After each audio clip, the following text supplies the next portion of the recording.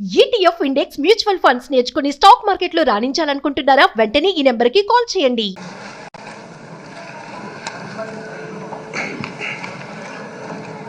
16వ శాసనసభకి ఏకగ్రీవంగా ఎన్నికైన సభాపతి శ్రీ చింతకాయల అయ్యన్న పాత్రుడు గారికి హృదయపూర్వక నమస్కారాలు, మీకు శుభాకాంక్షలు.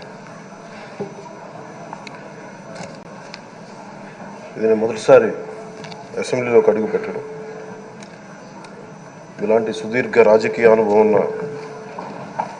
దాదాపు 7 సార్లు ఎమ్మెల్యేగాను, ఒకసారి పార్లమెంట్లో అడుగుపెట్టిన మీకు, Panchayati Raj, technical education, forest, R&B అనేక మంత్రిత్వ శాఖల్ని సమర్థవంతంగా నిర్వహించిన మీకు ఈ సభాధ్యక్షుడు, ఈ స్పీకర్ స్థానంలో కూర్చోవడం నాకు చాలా ఆనందంగా ఉంది. ఇన్ని దశాబ్దాలు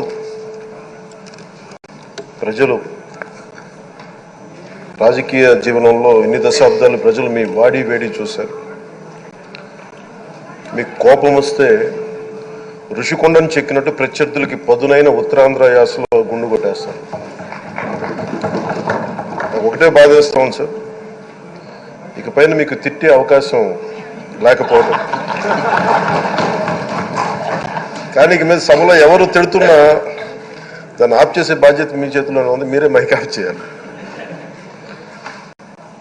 అంటే మా చిన్నప్పుడు నేను చూసేవాడు, ఒకసారి అల్లరి చేసే అబ్బాయిని క్లాస్ లీడర్ చేసేవాడు చిన్నప్పుడు మా స్కూల్లో. కానీ ఇన్నాళ్ళు ప్రజలు మీ వాడి వేడి పలుకులు, మీ ఘాటైన వాగ్దాటి చూశారు.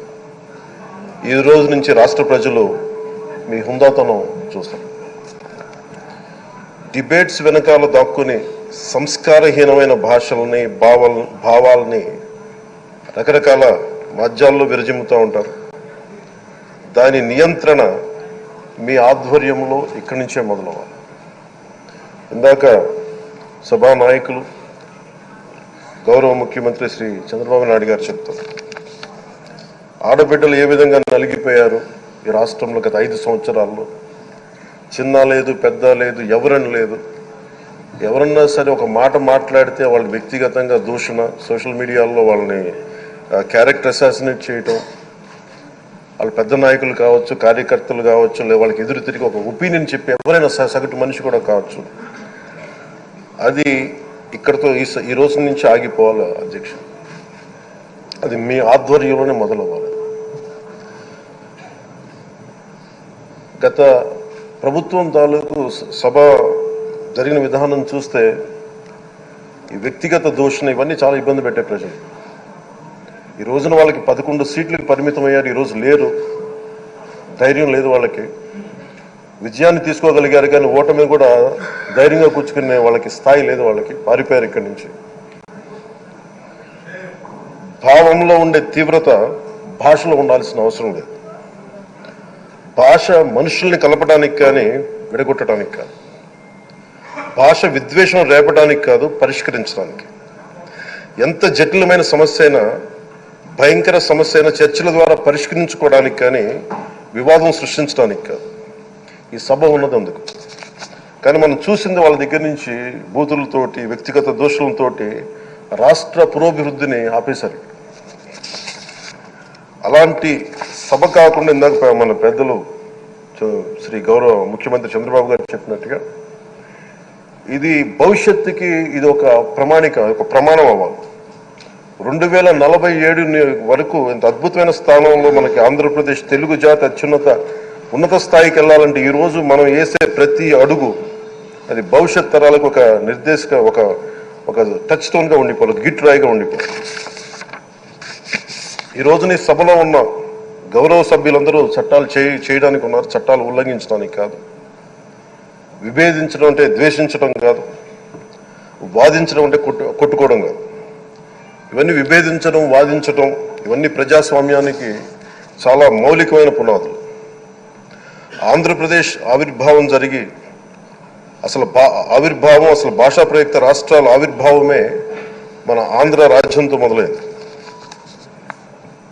అమరజీవి పొట్టి శ్రీరాములు గారి బలిదానం మీద మన రాష్ట్రం పుట్టింది. 56 రోజులు తిండి తిప్పలు తినకుండా నరకం అనుభవిస్తూ ఆయన బలైపోయారు. ఆయన మరణానికి చేరువవుతూ ఆమరణ నిరాహార దీక్ష చేసిన ప్రతిరోజు మనకి దాదాపు ఈ సుదీర్ఘమైన 6 దశాబ్దాల కాలం 1.5 సంవత్సర కాలం అంటే ఆయన ప్రతిరోజు చావుకు చేరువవుతూ భోజనం లేకుండా ఆయన గడిపిన ప్రతిరోజు మనకి 1.5 సంవత్సర కాలం. అలాంటి నేపథ్యంలో అలాంటి మహోన్నతుడు శ్రీ పొట్టి శ్రీరాములు గారి త్యాగాన్ని కనుక మనం ఈ సభలో ప్రజా సంక్షేమం కోసం మాత్రమే చర్చలు జరగాలి, వాదోపవాదాలు హద్దులు దాటకుండా ఉండాలి, వ్యక్తిగత దూషణకి తావివ్వకుండా ఉండాలి. అలా కాకుండా గత ప్రభుత్వంలాగే ఈ సభని తిట్లకి బూతులకి కొట్లాటికి వాడితే ప్రతి నిమిషం పొట్టి శ్రీరాములు గారి బలిదానాన్ని అవమానం చేసినట్టే. ఒక గొప్పవాడు ఒక మహానుభావుడు బతికినప్పుడు మాత్రమే కాదు, చనిపోయిన తర్వాత కూడా కొన్ని తరాలు ఉపయోగపడతారని నిరూపిస్తారు.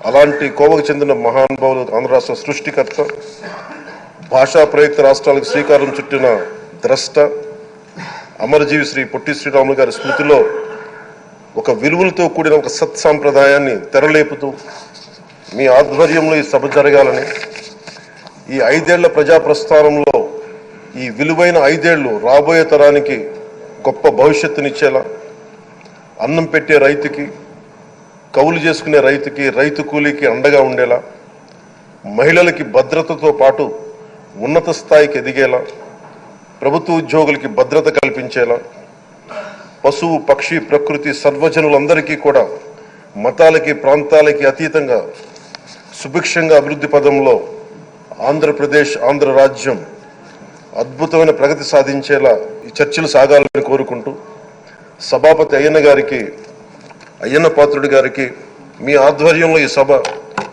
ఒక సరికొత్త సాంప్రదాయానికి సత్సాంప్రదాయానికి ఇది తెరతీయాలని కోరుకుంటూ మీకు మరోమారు శుభాభినందనలు తెలియజేసుకుంటాను.